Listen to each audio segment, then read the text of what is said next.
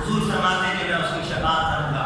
گویا اس معنی میں مصطفیٰ کا ہمسایہ ہو گیا، رسول اللہ کا باسی ہو گیا.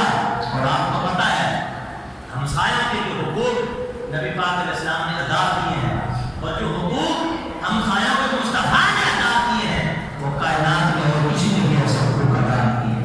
تو جو مدینے میں مر جائے، جو مدینے میں چلا جائے، نبی پاک علیہ السلام پر اس کے حقوق عائد ہو جاتے ہیں. اب دیکھیے بڑے بڑے لوگ ایسے ہیں جو اپنے ہمسایوں کے حقوق ادا کرتے ہیں، ان پر احسان کرتے ہیں، لیکن نبی اکرم صلی اللہ علیہ وسلم نے اپنے ہمسایوں کے حقوق کیا ادا کیے، کیا کر رہے ہیں؟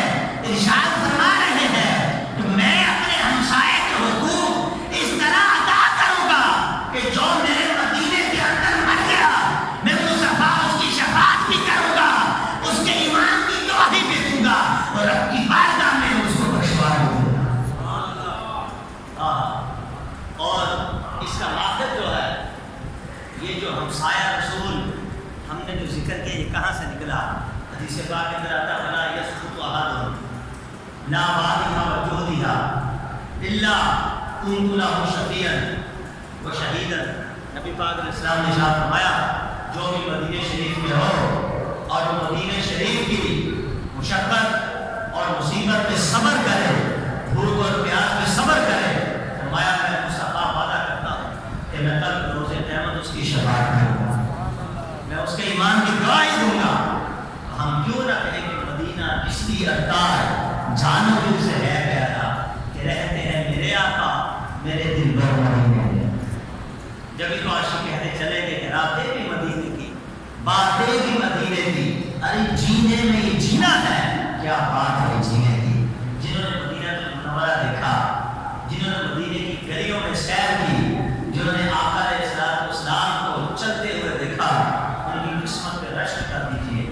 صحابہ کرام علیہ رضوان بھی تو مدینے کی گلیوں میں سفر کرتے تھے.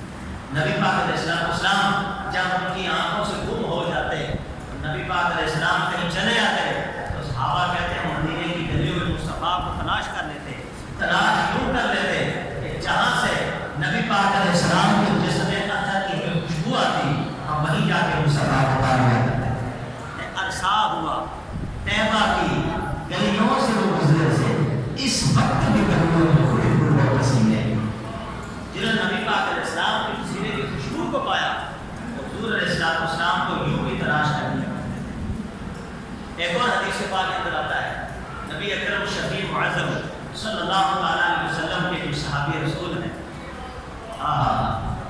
کیا مرتبہ کیا مقام ہے مدینہ شریف کا. امام بخاری اس کو لکھتے ہیں فارق حق و باطل مراد رسول ترجمان حق و صداقت اداش ناصر مزاج نبوت امیر المؤمنین غیث المنافقین امام العادلین سیدنا عمر فاروق اعظم عمر بن خطاب رضی اللہ تعالیٰ عنہ.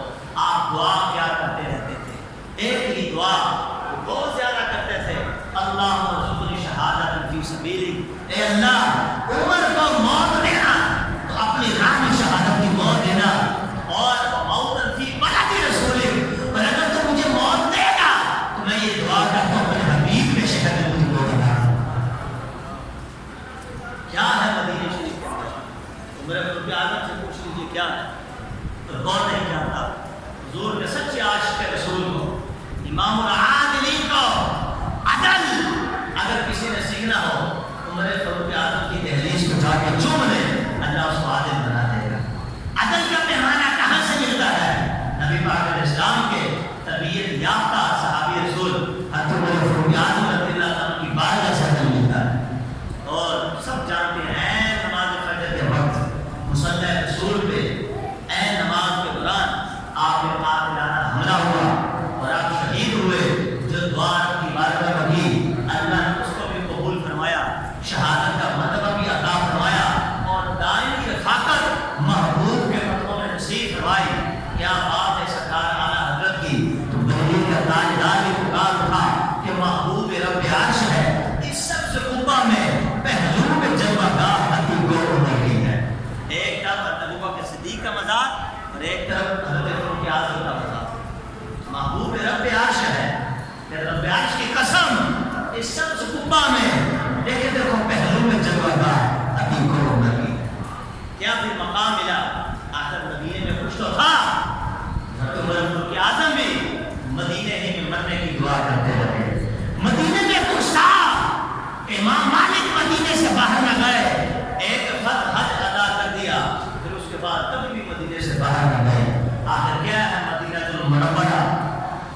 علیہ السلام دعا فرمایا کرتے تھے اللہم حبب لنا المدینہ کما حببت مکہ او اشد اور کما قال علیہ السلام نبی پاک علیہ السلام دعا فرماتے ہیں اللہ جس طرح تو نے ہمارے لیے مکے کو محبوب کیا ہے، جس طرح تو نے ہمارے لیے مکے کو محبوب کیا ہے، اسی طرح ہمارے لیے مدینے کو محبوب کر، بلکہ اس سے بھی زیادہ محبوب بنا۔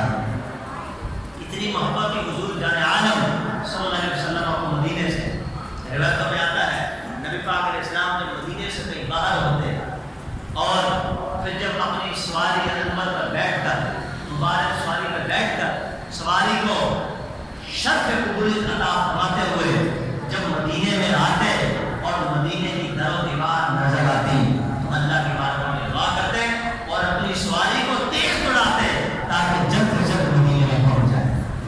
اللہم اجعل لنا قرارا ورزقا حسنا، فرماتے ہیں اے اللہ مدینے کو ہمارے لیے قرارگاہ بنا اور اس میں ہمارے لیے بہتر رزق عطا فرما۔ کیسی کیسی دعائیں کی مدینہ المنورہ کے لیے نبی اکرم شفیع معظم صلی اللہ تعالیٰ علیہ وسلم نے کیسی کیسی دعائیں کی۔ اب آئیے تبلیغ لوگ بھی کرتے ہیں، چونکہ حج کے دن شروع ہونے والے ہیں، یہ شوال، ذی الحج، ذی القعدہ، یہ 3 مہینے حج کے شروع ہو جاتے ہیں۔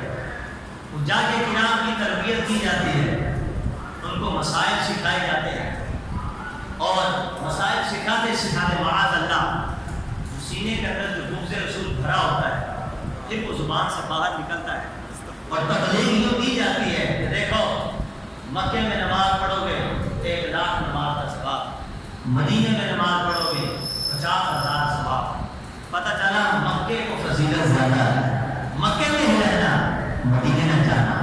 جتنا زیادہ وقت گزارنا چاہتے ہو وقت مکے میں گزار لو، مدینے میں وقت نہ گزارنا۔